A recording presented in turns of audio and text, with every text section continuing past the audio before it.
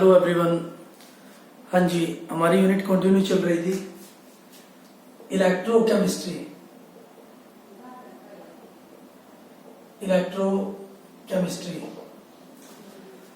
Electrochemistry में हमने equilibrium किया था और इक्विलिब्रियम होता है हमारे पास E naught cell equal to, relationship निकाली थी हमने, E naught cell equal to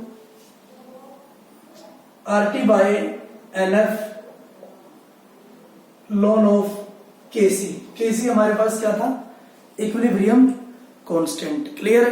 हाँ जी, आज हमारा टॉपिक होगा electrochemical cell and Gibbs energy. Electrochemical cell and Gibbs energy of the reaction. Electrochemical cell and Gibbs energy of the reaction। Clear है? हाँ जी, इसको हम बोल सकते हैं relation between del G naught and E naught cell. Relation between, बहुत important topic है, relation between del G naught and E naught cell. Clear है? डेल जी नोट हमारे पास क्या है? गिब्स एनर्जी, ठीक है। और ए नोट सेल आपको पता ही है क्या है, हमारे पास क्या रहेगा? EMF, ठीक है। हाँ जी, तो इनके बीच हम रिलेशनशिप निकालेंगे। तो सबसे पहले गिब्स एनर्जी होती क्या है, ठीक है। किसी भी रिएक्शन की गिब्स एनर्जी होती क्या है, ठीक है। हाँ जी, मान लो मेरे पास कोई भी रिएक्शन हो रही है, ठीक है। When a cell reaction takes place, when a cell reaction takes place, ठीक है। कोई भी सेल रिएक्शन हो रही है तो इसका मतलब जो उसमें ऐसे एनर्जी प्रोड्यूस हो रही है, ठीक है।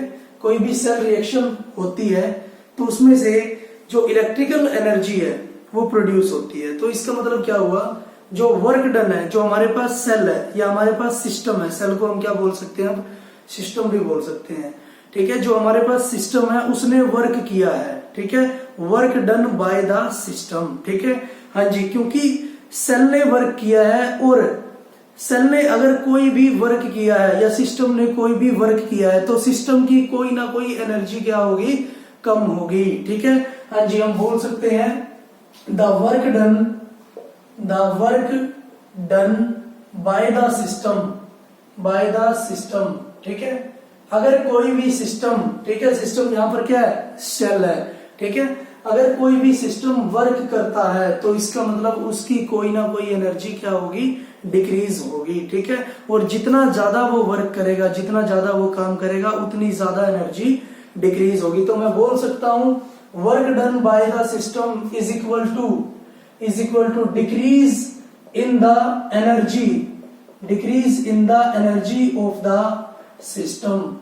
Decrease in the energy of the system. Clear है? जितना ज्यादा वर्क करेगा उतनी ही एनर्जी सिस्टम की डिक्रीज होगी, ठीक है। हाँ जी, और अगर मैं लेता हूं इलेक्ट्रोलाइसिस प्रोसेस, अगर मैं इलेक्ट्रोलाइसिस प्रोसेस लेता हूं, इलेक्ट्रोलाइसिस प्रोसेस में क्या होगा? हमें जो इलेक्ट्रिकल एनर्जी है वो सप्लाई करनी पड़ती है, ठीक है। जो हमारे पास सेल रिएक्शन थी उसमें तो इलेक्ट्रिकल एनर्जी प्रोड्यूस हो रही थी, मतलब कोई ना कोई काम हो रहा था, ठीक है। Work done by the system हो रहा था, तो इसके मतलब एनर्जी सिस्टम की डिक्रीज हो रही थी। लेकिन इस केस में क्या होगा, जो इलेक्ट्रोलाइसिस प्रोसेस है, ठीक है, उसके अंदर क्या होगा? हमें इलेक्ट्रिकल एनर्जी सप्लाई करनी पड़ेगी सिस्टम को, ठीक है। तो हम बोल सकते हैं work done on the system. अब सिस्टम पर वर्क डन हुआ है, ठीक है, और सिस्टम पर कोई वर्क हुआ है तो सिस्टम की एनर्जी क्या होगी? इंक्रीज होगी। और जितना ज्यादा वर्क होगा सिस्टम पर उतना ही ज्यादा एनर्जी इंक्रीज होगी। तो मैं बोल सकता हूं in electrolysis process the work done on the system equal होगा इंक्रीज इन द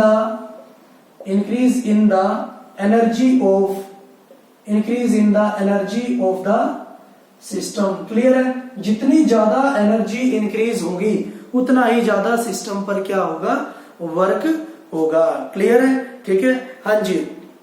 तो मैं बोल सकता हूं एनर्जी को मैं किस फॉर्म में दे सकता हूं, डेल जी की फॉर्म में, ठीक है, फ्री एनर्जी की फॉर्म में। तो मैं बोल सकता हूं डेल जी नेगेटिव होगा, ठीक है। हम बोल सकते हैं किसी भी रिएक्शन के लिए डेल जी नेगेटिव होगा if del G is negative, ठीक है। अगर डेल जी नेगेटिव है तो हम क्या बोलेंगे, work done by the system, ठीक है, सिस्टम ने वर्क किया है और उसकी एनर्जी क्या हुई है, कम हुई है, ठीक है। Work done by the system, del G अगर नेगेटिव है तो work done by the system, ठीक है, सिस्टम ने कोई वर्क किया है। और मैं बोल सकता हूं डेल जी अगर पॉजिटिव है, डेल जी अगर पॉजिटिव है, गिब्स एनर्जी अगर पॉजिटिव है तो work done on the system, ठीक है। वर्क डन मतलब सिस्टम की एनर्जी क्या हुई है, इंक्रीज हुई है, work done on the system, ठीक है, work done on the system. तो इससे मुझे क्या पता चल रहा है कि जो एनर्जी है या फिर डेल जी की वैल्यू है वो इंक्रीज हो रही है या फिर डिक्रीज हो रही है, मींस एनर्जी की वैल्यू क्या हो रही है, चेंज हो रही है, चाहे work done by the system हो और चाहे work done on the system हो। क्लियर है? ठीक है। फिर उसके बाद हम क्या करते हैं, गैल्वेनिक सेल के केस में अगर हम बात करते हैं, ठीक है, तो उसमें क्या होता है, जो वर्क डन है वो किसके इक्वल होती है, in case of galvanic cell, जिसकी हम बात भी कर रहे हैं, in case of galvanic cell, in case of galvanic cell, galvanic cell में हम वर्क डन को कैसे कैलकुलेट कर सकते हैं, ठीक है, हाँ जी। उसमें क्या होगा, जो इलेक्ट्रिकल एनर्जी प्रोड्यूस होती है, ठीक है, उसके बराबर ही गैल्वेनिक सेल का वर्क डन आएगा, ठीक है। In galvanic cell the work done by the system equal होगा जितनी जो इलेक्ट्रिकल एनर्जी प्रोड्यूस हुई है। क्लियर है? सेल में से जितनी इलेक्ट्रिकल एनर्जी प्रोड्यूस हुई है, electrical energy produced by the system, और सिस्टम यहां पर क्या है, गैल्वेनिक सेल, ठीक है, हाँ जी। तो गैल्वेनिक सेल का वर्क डन हम कैसे निकालेंगे कि जितनी इलेक्ट्रिकल एनर्जी प्रोड्यूस्ड हुई है सिस्टम के अंदर से, या फिर electrical energy produced by the system, ठीक है। और electrical energy produced by the system क्या होगी, electrical energy produced by the system equal होगी, हाँ जी, जितने नंबर ऑफ मोल ट्रांसफर हो रहे हैं इस गैल्वेनिक सेल के अंदर, ठीक है, हाँ जी, वो इक्वल होगा is the product of number of moles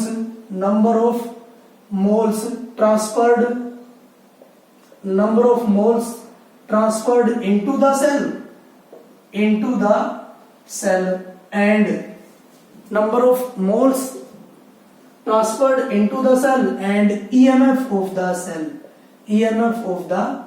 cell। तो उसने क्या बोला, अगर मैं एक सिंपल सेल लेता हूं, ठीक है, तो उसमें क्या करते हैं, जो इलेक्ट्रिकल एनर्जी प्रोड्यूस हो रही है, ठीक है, मतलब work done by the system हो रहा है, तो इसका मतलब एनर्जी हमारे पास क्या हो रही है, डिक्रीज हो रही है, ठीक है, और जितना वर्क उसने किया उतनी एनर्जी डिक्रीज हुई, ठीक है। अगर मैं बात करता हूं किसकी, इलेक्ट्रोलाइसिस प्रोसेस की, उसमें इलेक्ट्रिकल एनर्जी को हमें सप्लाई करना पड़ता है, तो इसका मतलब एनर्जी बढ़ेगी सिस्टम की, तो work done on the system हुआ, ठीक है, हाँ जी। लेकिन अगर मैं गैल्वेनिक सेल की बात करता हूं तो work done by the system किसके इक्वल होगा, जितनी इलेक्ट्रिकल एनर्जी प्रोड्यूस की है सिस्टम ने जितनी इलेक्ट्रिकल एनर्जी प्रोड्यूस की है, ठीक है, हाँ जी। तो इलेक्ट्रिकल एनर्जी प्रोड्यूस कितनी की है सिस्टम में, वो कैसे निकाल सकता हूं मैं, और वो इक्वल होगा कितने number of moles electrons transfer हो रहे हैं सेल के अंदर, और इनटू में या multiply with EMF of the cell, कितना ईएमएफ है सेल का, ठीक है। हाँ जी, तो इसका मतलब मैं बोल सकता हूं कि जो इलेक्ट्रिकल एनर्जी है,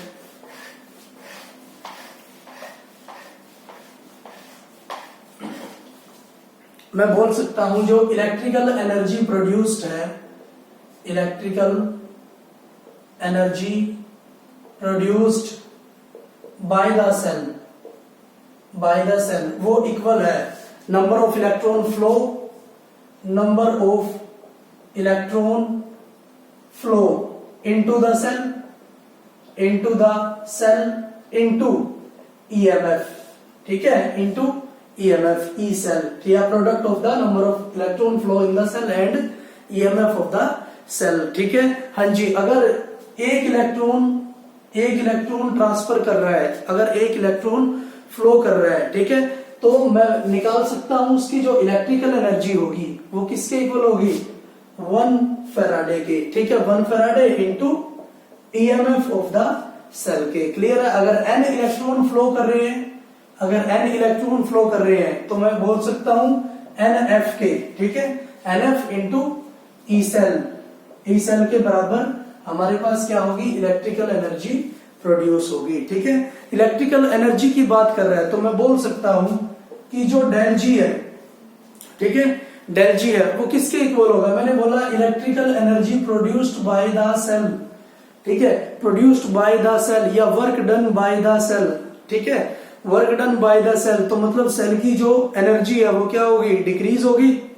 अगर बाय द सिस्टम है तो एनर्जी क्या होगी, डिक्रीज होगी। अगर ऑन द सिस्टम है तो एनर्जी क्या होगी, इंक्रीज होगी। और अगर एनर्जी डिक्रीज हो रही है तो डेल जी की वैल्यू क्या आएगी, नेगेटिव, ठीक है, अभी पढ़ा है हमने। तो डेल जी क्या आएगा, negative. Del G equal to क्या आएगा, अगर n इलेक्ट्रॉन फ्लो करते हैं सेल के अंदर तो del G equal to NF E cell के बराबर आएगा। क्लियर है? गिब्स एनर्जी हमारे पास क्या आएगी, NF ई सेल।